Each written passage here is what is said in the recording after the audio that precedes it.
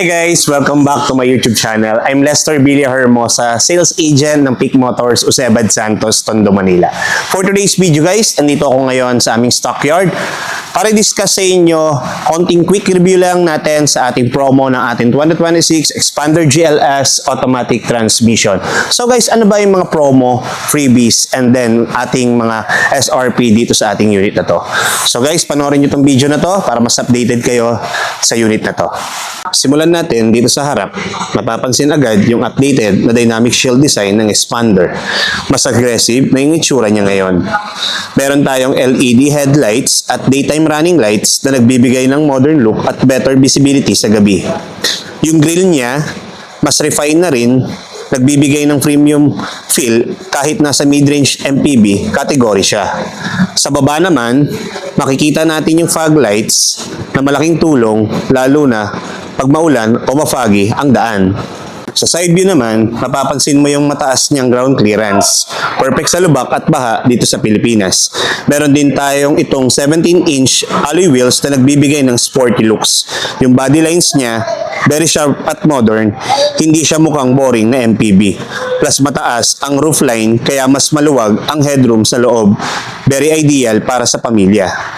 Sa likod naman, isa sa pinaka-signature na Xpander ay yung T-shape LED taillights. Talagang standout siya, lalo na sa gabi. Malinis din yung design ng tailgate at hindi siya mukhang bulky kahit 7-seater siya. Dito rin makikita yung rear camera na malaking tulong sa pag-park ng ating sasakyan. Pasok tayo sa loob. Pagpasok mo, mapapansin mo agad yung spacious cabin. Comfortable siya kahit 7 passengers.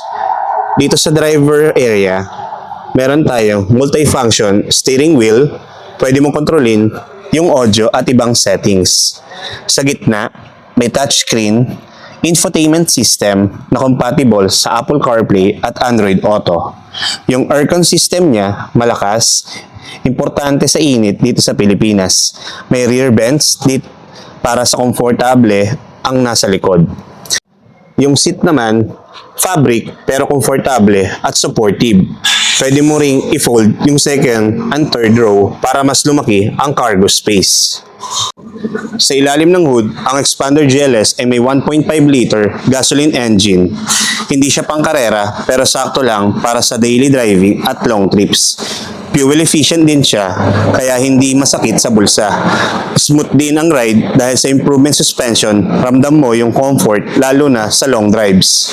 Pagdating sa safety, hindi rin nagpapauli ang Xpander. Meron itong dual airbags, ABS control, stability control, at hill start assist. Safe na safe para sa pamilya. So ayan, ang ating quick walk around ng ating 2026 Xpander GLS Automatic Transmission. Kaya kung naghahanap ka ng stylish, friendly, at pampamilya, ito ang solid para sa'yo. Alam mo ba na naka-zero down payment ang ating 2026 Xpander GLS Automatic Transmission?